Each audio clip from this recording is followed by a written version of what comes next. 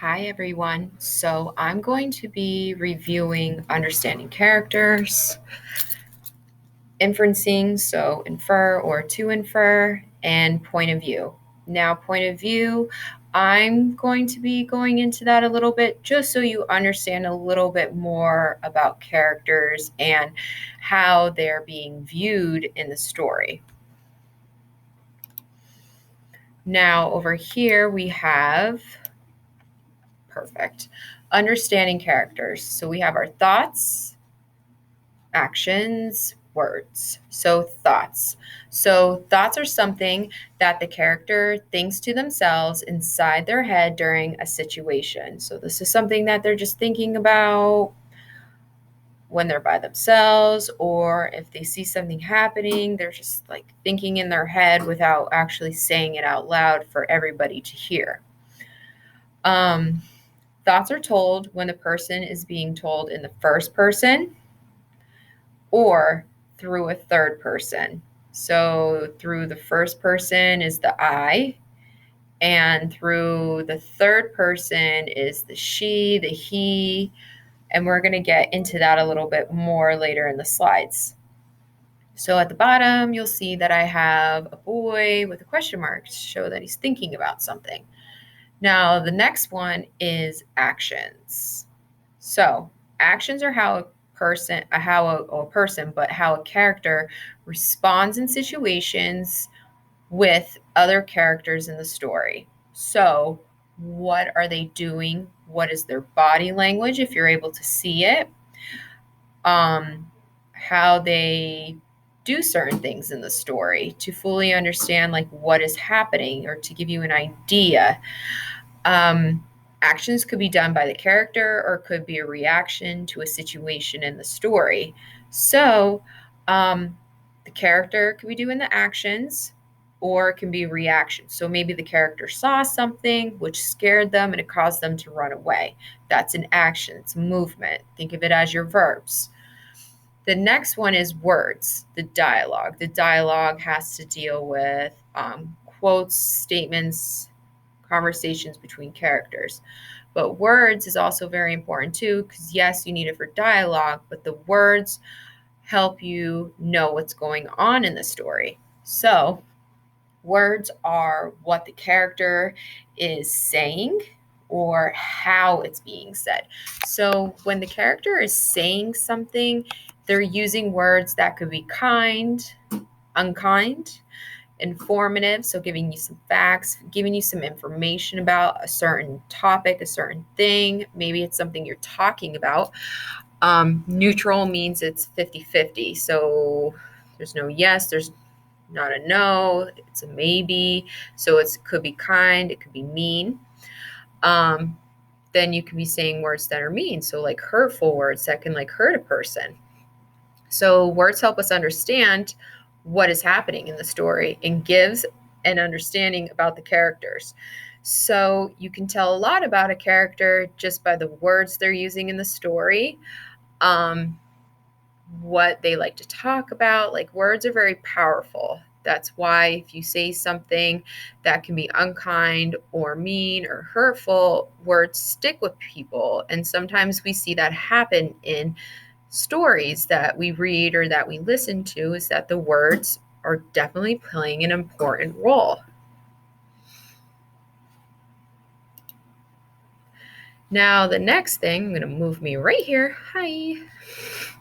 So, infer.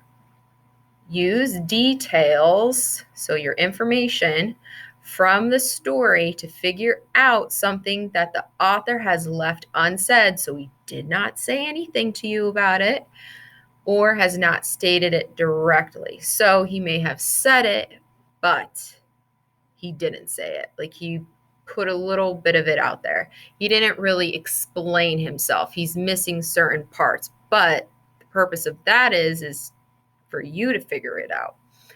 So over here, we have a girl with a thought bubble, speech bubble. It says, what I already know about what is going on in the story. So your knowledge of the situation. This is your background knowledge, what you already know coming into the story. So for instance,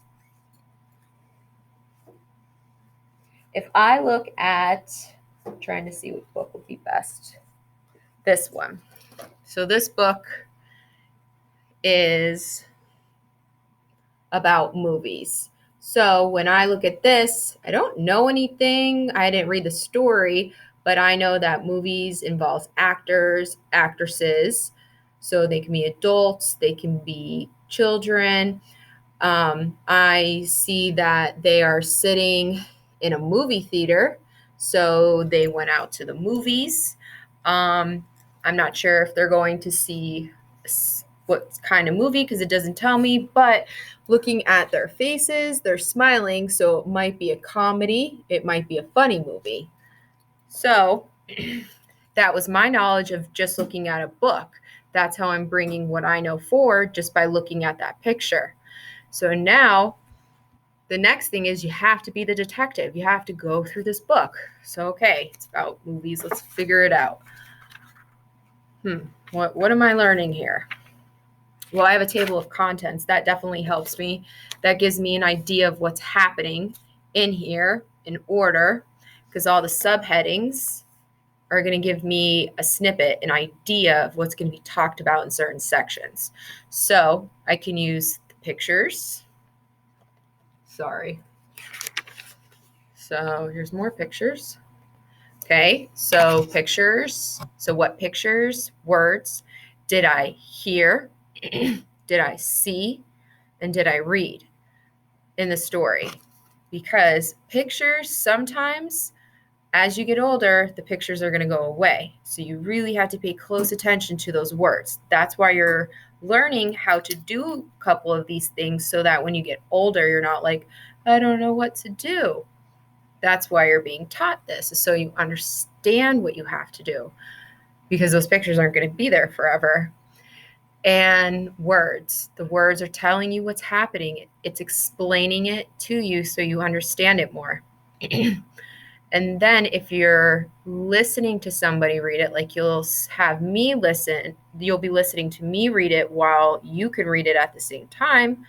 You can hear my tone of voice on how I'm saying things, or you can read along with the words. So it's just important to look for all that information when you're trying to infer and figure out what the author has not said to you to figure it out. Because we don't know what this is about. We just know that it's about movies, but just by looking at the pictures, I think you would be learning the history of it, because it's showing early inventions. It's showing from silent to sound, which means movies were made silently and then they were made with sounds as they are today. Then the last thing is where it really gets interesting. This is when you infer the information. So I inferred that I think that this story is going to be about the history of movies. Maybe we might find out about how movies were made in this. I predict the author is going to give me a lot of information. Or the author might be saying, so those are just a few ways on how to figure out an inference. Remember, background knowledge, the first one here. Now, if you don't really know something about movies, use the internet. Ask mom, ask dad, ask brothers, sisters, cousins, your teacher, anybody who will help you. Ask them, can you help me? I got to figure this out. I don't really understand what movies are. Or anything that you don't truly understand. Always ask for help. It's important. And then after that, you look for those clues and those words in the story. Think back to what you listened to, what you read, and what you saw in the story. Then that's when you come up with what's going on, what you think. You're making a prediction. See how it all ends up coming back together. So now the next one, let me move myself right here. So your point of view. Now, who is talking? So earlier in the slides, I spoke about, oopsie, hold on. Okay. In thoughts, it spoke about first person and third person. So thoughts are told when the story is being told in first person or through a third person. So first person, the narrator tells a story from their own viewpoint. So their own standpoint from how they're viewing everything happening. So the first person gives the reader a clear view, clear understanding of the character's thoughts, their emotions, their voice, their actions, etc., and their way of viewing things. So how they see things taking place. So just think about it. You and your friend could be standing there together and you saw something happen. So you might hear an adult come over to you and say, "Well, what happened? What happened?" You two might have almost the exact same story, but the details might be a little bit different because it's what you took from what happened there. So you're taking what the character is doing because you're seeing it from their viewpoint. So this is their point of view about the main events of the story. So you'll hear it being said with these key words that are important: I, we, me, our, and my. These are important. When you see these, you'll go, "Oh, this is being done in first person." Now, second person. So this one, I will say this. This one is not used a lot, but you need to understand it. The narrator tells a story about you, the reader or viewer. So the reader becomes the main character. Who's the reader? You're the reader. And it allows you to fully understand what is happening because you're experiencing the actions firsthand. So you're experiencing it right then and there. So, like I said, this is not used a lot, but it's important to understand it. Over here, it says you, your, and yours. Sorry, the S went down, but it's supposed to be right there. So this allows you to understand that this is being done in the second person. Like I said, you don't see this a lot, but it's important to understand it. The last one, and I'm sorry too, they got squished over here. Third person. Gotta wait for that to go down.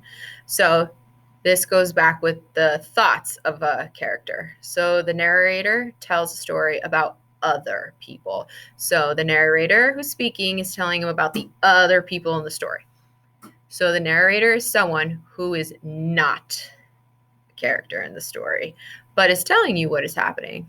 It's almost as if they're pretty much a character, but they're not. They're just a bystander telling you what's going on.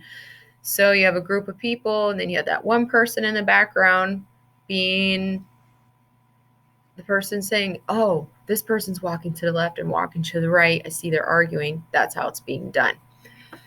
You'll notice when it's being done in third person by the clue words she, he, them, and they. This will help you to truly understand characters and how to infer the standpoint of them. So, with that being said, I hope this helps. If you have questions, remember, always ask your teacher. You can ask me. Doesn't matter. Ask your parents. You need to ask and communicate with us so we know how to help you better or explain things a little bit better for you. So I hope this really helped. I will be posting the story for you soon and then doing a follow-up with a story with this. Now remember, the story is not going to be the same one you read in class. It is going to be a different story, but using your vocabulary, which will be helpful. Okay, so I hope you guys have a great rest of your day, and I will talk and see you soon. Bye.